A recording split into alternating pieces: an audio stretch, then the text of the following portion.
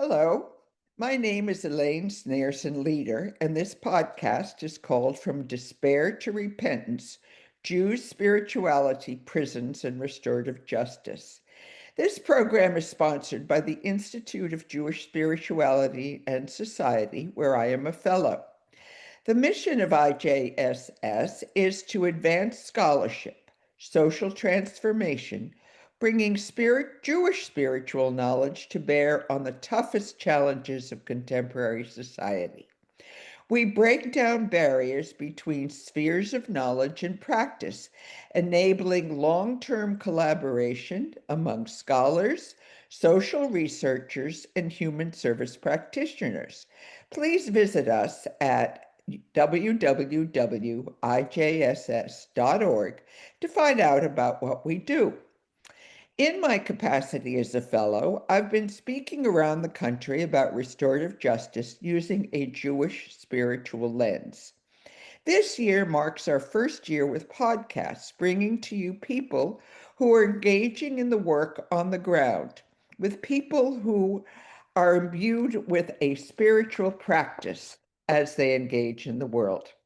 To that end, today my guest is Eric Guisini, who manages a city park in Philadelphia where he brings community, creativity, and compassion together through events that connect people of all backgrounds. He is a proud father of four, deeply rooted in spirituality and Judaism, with a journey that's included both challenges and growth.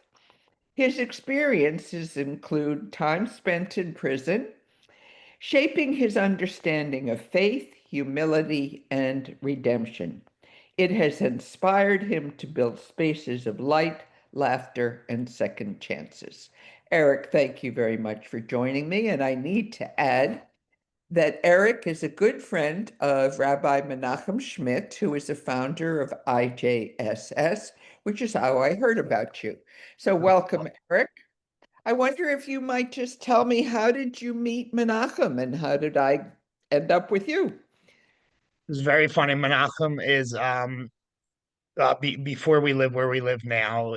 My wife's father, they were very close. I mean, I'm not going to say like best friends, but they were very, very close. My father-in-law used to be the president of the Chabad that we go to. So obviously that got him very involved. My wife's family is conservative, so we are not Lubavitchers, we are not Chabad Jews, but we do go to an Orthodox synagogue. Um, so that's how I met him. I mean, I had an instant connection when I met him. And what was it how did he find you? What was it in your life that brought you together?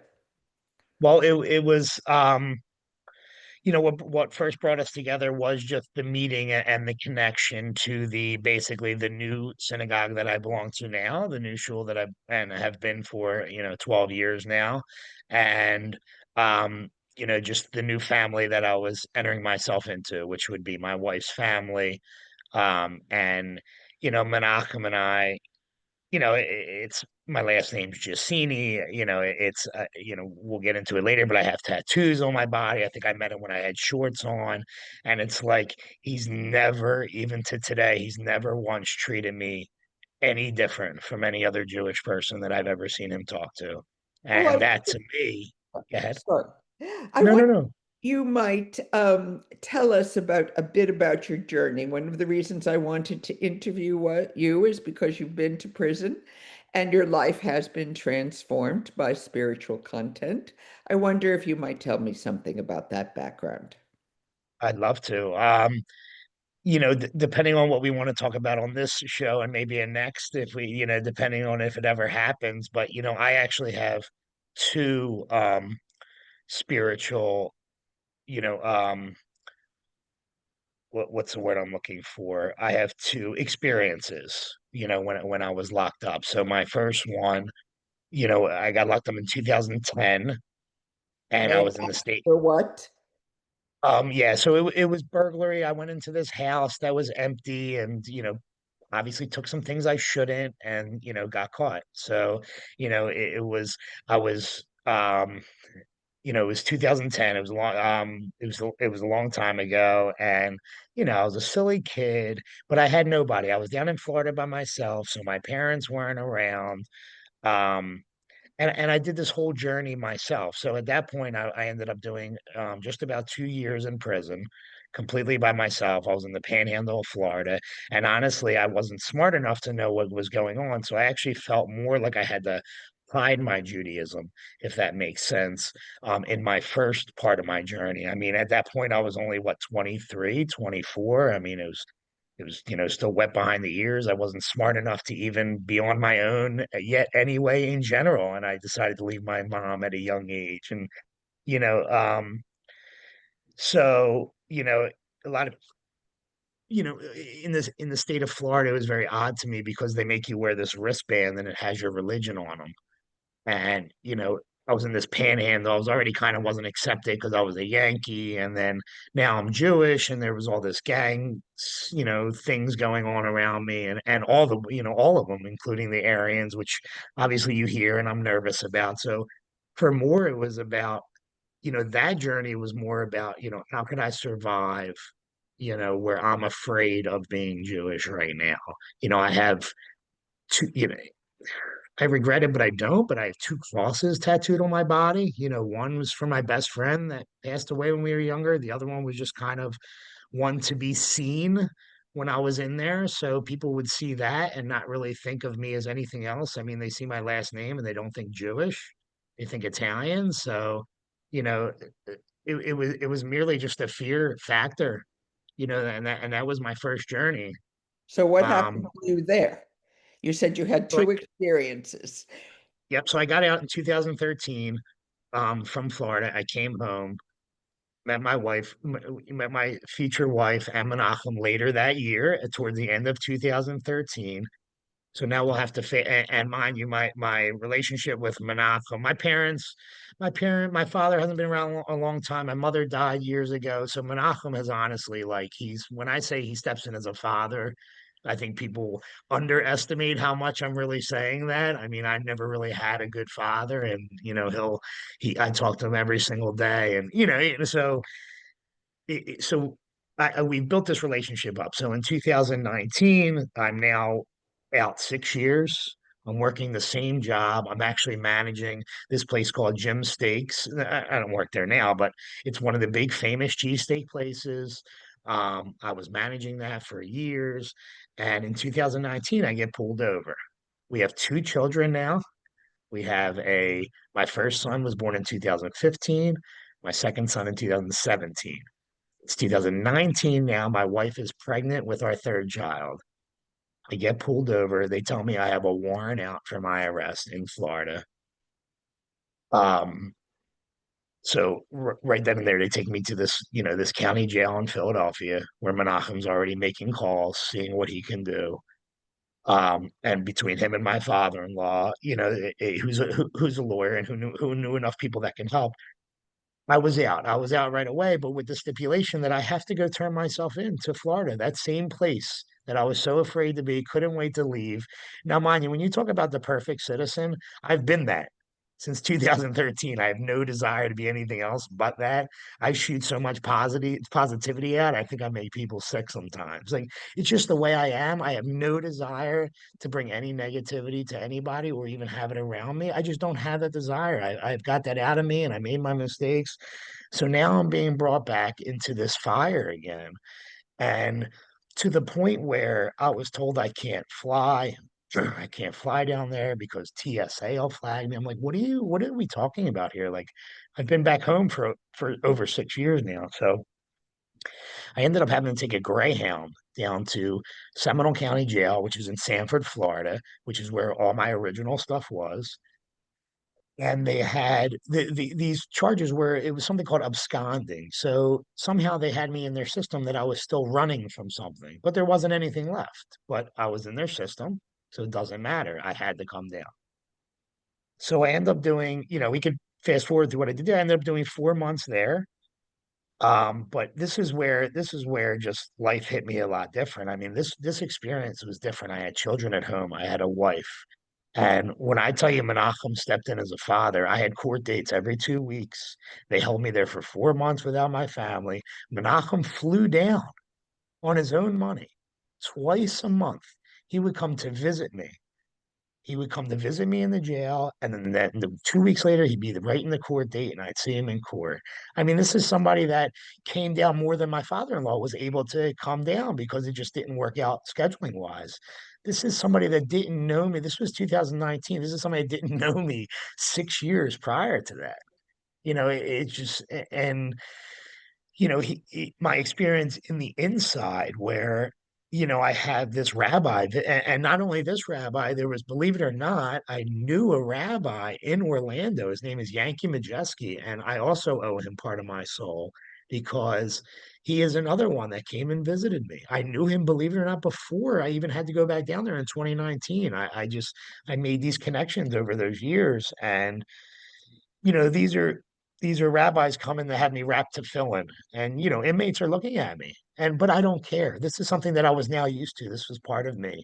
Menachem was sending me the Chayenu, the little magazine that we get that has like the weekly. You read all the good stuff every morning. It has a new verse to read, etc. And I have these people in the pods with me, all wanting to read them. I mean, I had people that were Muslim. I mean, it's. I know it's crazy, but basically the same thing I preach outside, I was preaching inside because of Menachem was, it doesn't matter like what I am, what you are, it doesn't matter. Read this. Read this little Chayinu, read this little magazine right here. Tell me there's anything negative in it. It doesn't matter what, just read it. Just read it like it's a regular book and it's going to make you feel better. And he sent me, copies of the Talmud. These are people that this is a jail that when I was in 2010, I was in that same jail before I got sentenced. It's where all my original crimes were out. It's all my original charges were out of. I mean, it's a horrible, horrible place. It's for people who don't know that may be listening.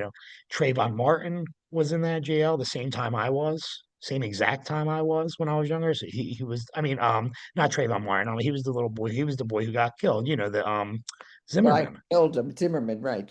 Yeah. So, this was not like the greatest place in the world. I'm not going to say anything bad about it. Good people are there, but my experiences there were very negative, and this experience because of Menachem and just my mentality and how it has differed, honestly, by meeting him and who I met through him, it just made for a completely different experience. And what is that experience? You've talked about having some transformation. What occurred for you and how?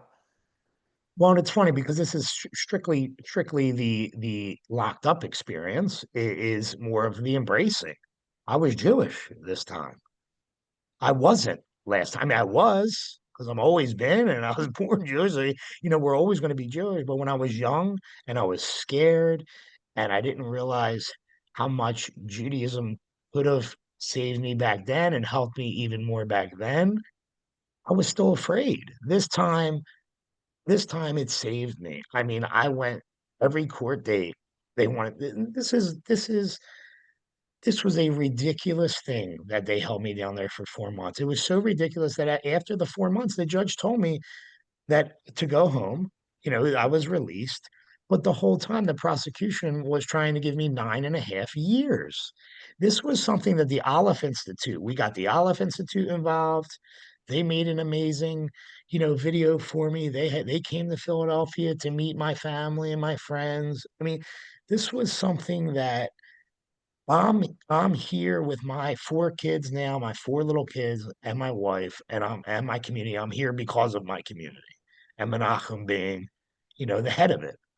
And there's another Rabbi Goldman is the rabbi that married my wife and I, who's very close with Mhm. Menachem as well. And it's, I owe them my life. Now I'm And curious, you're Orthodox, but you have tats. And I'm just curious, what brand of Judaism do you engage in?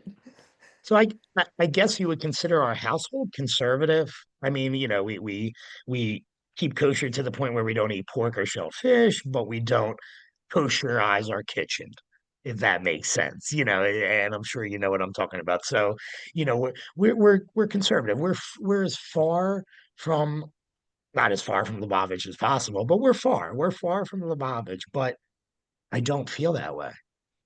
I don't feel that way. I never have. Listen, I go to Minion. If I can go 5 days a week, I go 5 days a week. It's With the 7:15 Lubavitch, every or it's morning. your own shul? No, that is my shul. My shul is the Lubavitch shul. That's the shul we go to. Oh, Now, the reason that we are so involved with the shul is because, remember, I told you my father-in-law, who's also conservative, I think right. maybe back then, maybe it had to do with who you know, your connections, blah, blah, blah. He was the Mhm. president of the Lubavitch shul. So Yeah, I didn't realize it was Lubavitch. yeah, so I mean that's us. That's our life. So I'm as Lubavitch as you can be without being Lubavitch. I mean, my life, it's the separate seating. Everything is normalized. Everything has been completely normalized to me. My wife has grown up with it, but but I'm still from South Philly.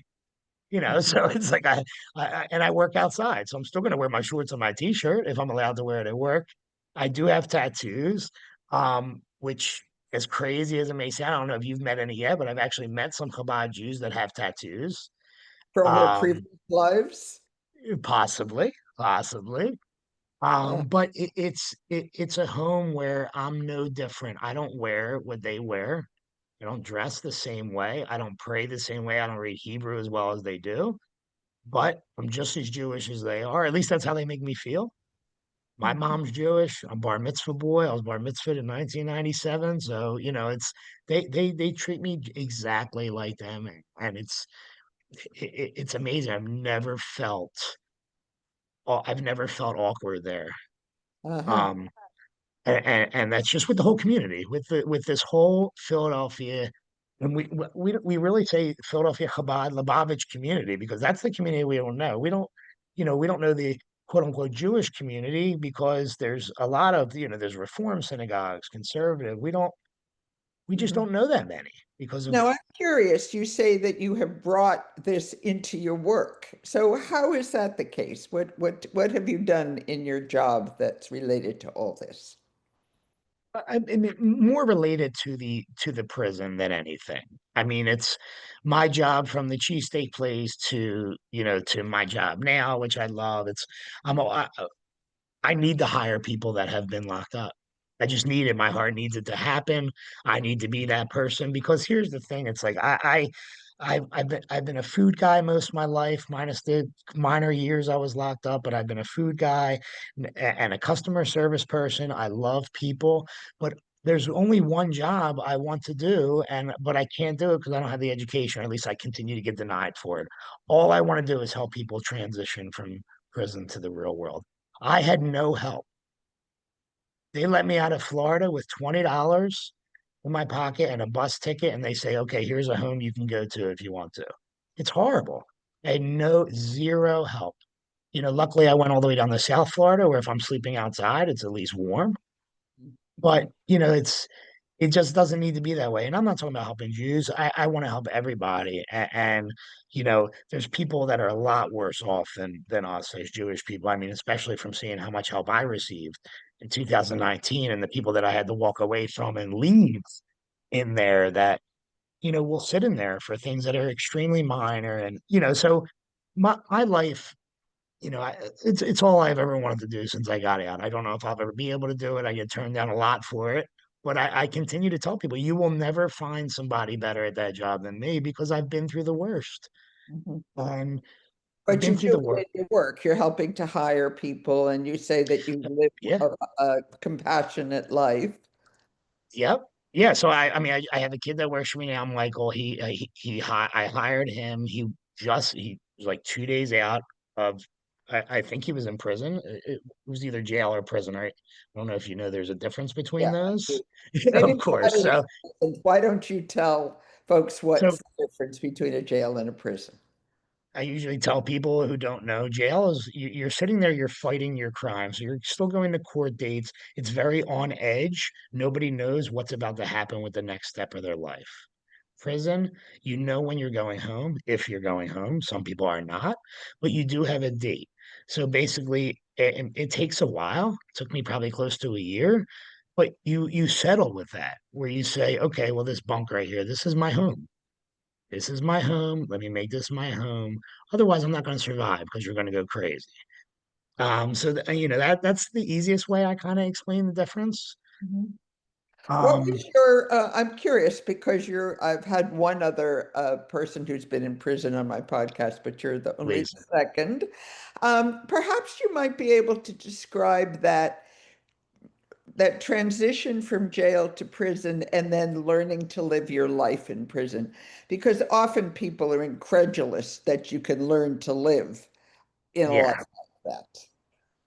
So, and obviously, I'm assuming it's different in every state. I don't plan on finding out, but I will say Florida. I mean, it's there's not much good to say. So, it's the journey started in this Sanford, Florida, which is this little town in Central Florida. And once you get sentenced, they take you within 3 days, they're going to take you to a reception center. Florida has three of them, North, South, and Central. I was lucky enough to go to Central, so I wasn't too far. But this is a dehumanizing situation where you are busloads of people getting off, completely stripping naked, shaving your heads down. This is a dehumanizing situation where they want you to feel like you're less than life. And they achieve that easily. So the problem is you're in these reception centers until you're able to get classified.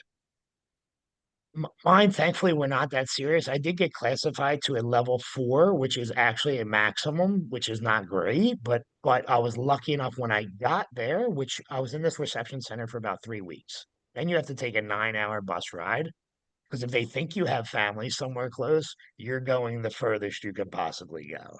Which also doesn't help with rehabilitating yourself. It doesn't help at all knowing that your family can't come and visit you because they can't travel 10 hours to visit. So then you get to this place, and I was in Franklin County Correctional Institute when I was in prison. That's in Franklin County, Florida, in the Panhandle. I was lucky enough after a couple of weeks to go to something called a work camp. You're still surrounded by walls, still surrounded by barbed wire, but you get more outside time because you're working on the farm. The farm is going to get all the food that's going to serve the prison. But, when I finally got to that place, which is probably 3 months, let's say 3 months after going through all that dehumanizing horror, then you got to meet whoever's there, then you're going to get your job, and that's another couple months, and it just takes a long time for you to really say to yourself, wow, like every decision I made, some whether I thought they were bad or not, like this is where it led me. Like I didn't think there was anything that bad.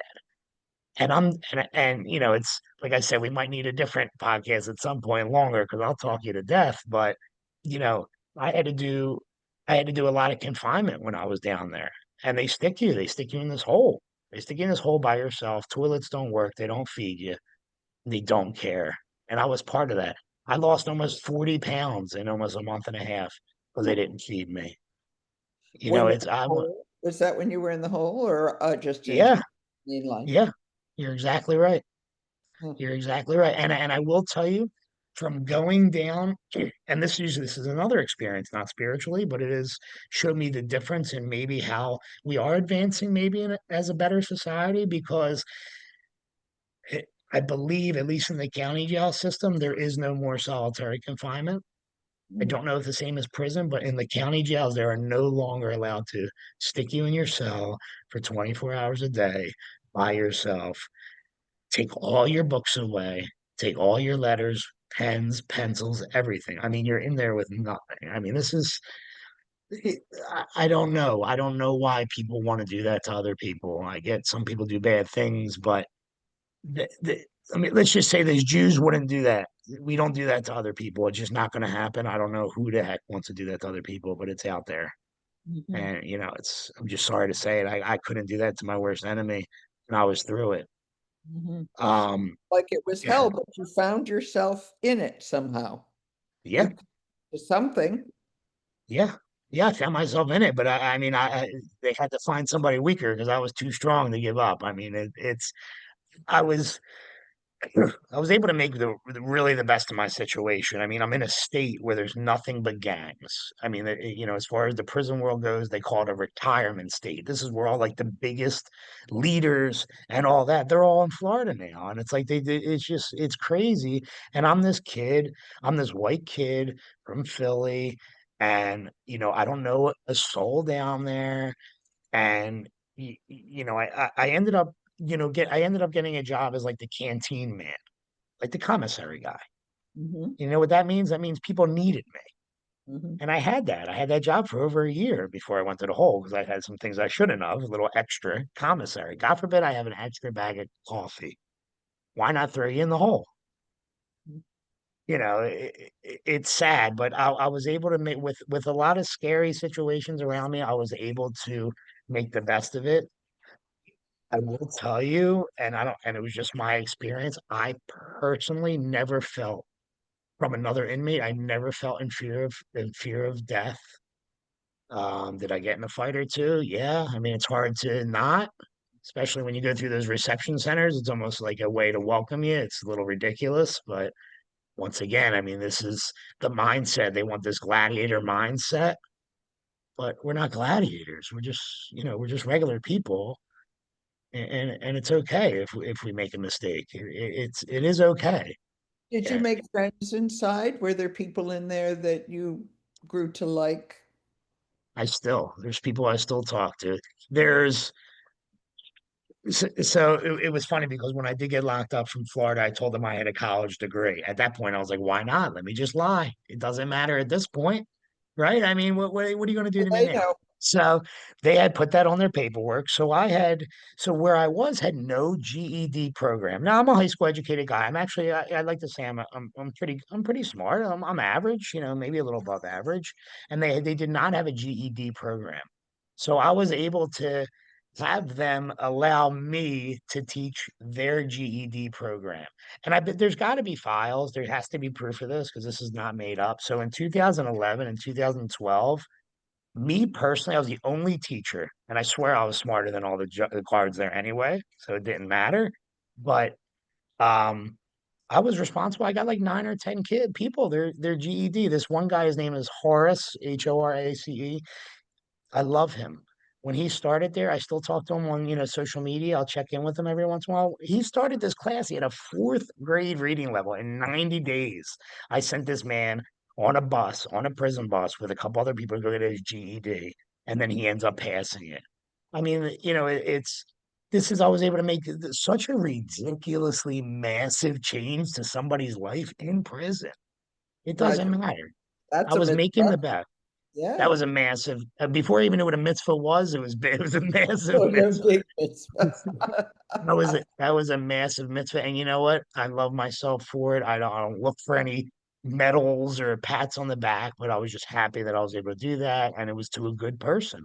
And he found me online years ago. And it was, now it's just every once in a while we check in on each other. And now I have more friends from second, this 2019 experience.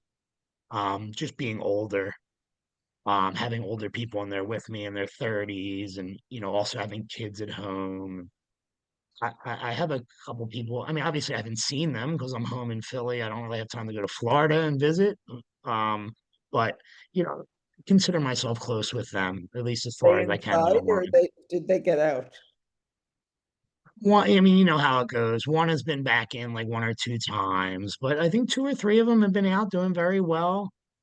Um, They're great. I mean, even when they're inside, doesn't matter to me.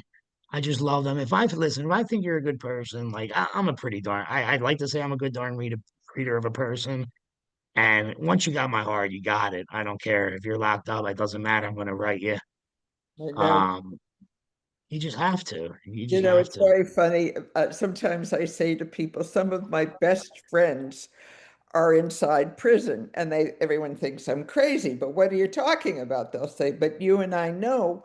Once you know folks in there, they're good people. Circumstances put them there, and they're, Yep. but for me, being born white and Jewish and, middle class, and I'm a woman, I didn't get incarcerated. You did.